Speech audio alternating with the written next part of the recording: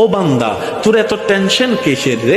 আমি আল্লাহ তো তোর জন্য আছি। সুবহানাল্লাহ, আমি আছি না তোর? আরে যার কেউ নাই তাই না টেনশন করে, যার টাকা নাই সে টাকা নিয়ে টেনশন করে, যার অভিভাবক নাই সে অভিভাবক নিয়ে টেনশন করে, যার মোবাইল নাই সে মোবাইল নিয়ে টেনশন করে। আরে আমি আল্লাহ তো আছি, তো আমি আল্লাহ তো আছি, যিনি ইন্নাল্লাহ আলা কুল্লি শাইইন কাদির। আমি আল্লাহ রহমান তো আছি, আমি রহিম তো আছি, আমি গফফার তো আছি, আমি সত্তার তো আছি। সুবহানাল্লাহ, আমি গফফার তো আছি, আমি রাজ্জাক তো আছি। আরে আমি থাকতে তোর টেনশন কি? বান্দা বলে যে কথা তো ঠিক, যার নাই সে এনে টেনশন করে। আমার আল্লাহ যদি আমার থাকে, আমার তো টেনশন করার দরকার। তার মানে আমি এতদিন টেনশন করেছি, আসলে আমি আমার আল্লাহকে রাখতে জানি নাই।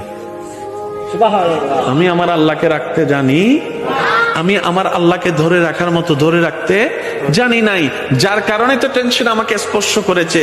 সেজন্য দেখবেন আল্লাহ ওয়ালা যারা হয়, মাথার উপর ছাদ নাই কিন্তু টেনশন ছাড়া মুখে হাসি আছে, পেটের মধ্যে খাবার নাই মুখের মধ্যে কিন্তু টেনশন ছাড়া হাসি আছে, যার উজ্জ্বল দৃষ্টান্ত এই পৃথিবীকে চাক্ষুষ ভাবে দেখিয়ে দিয়েছেন কারবালার ময়দানে ইমাম আলী মাকাম ইমাম হুসাইন রাদিয়াল্লাহু তাআলা। সুবহানাল্লাহ, পরিবার সবাই শত্রুদের তীরের ভিতরে ছিল, তলোয়ারের ভিতরে ছিল, কাফেলার মধ্যে খাবার নাই কিন্তু মুখে কোনো টেনশন নাই, পানি নাই কিন্তু মুখে কোনো টেনশন নাই, পরিবার শহীদ হচ্ছে মুখে কোনো টেনশন নাই।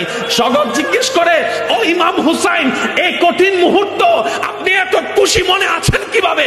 ইমাম হুসাইন উত্তর দেয়, আমার মাওলা তো আমার সাথে আছে, আমার টেনশন করার দরকার কি?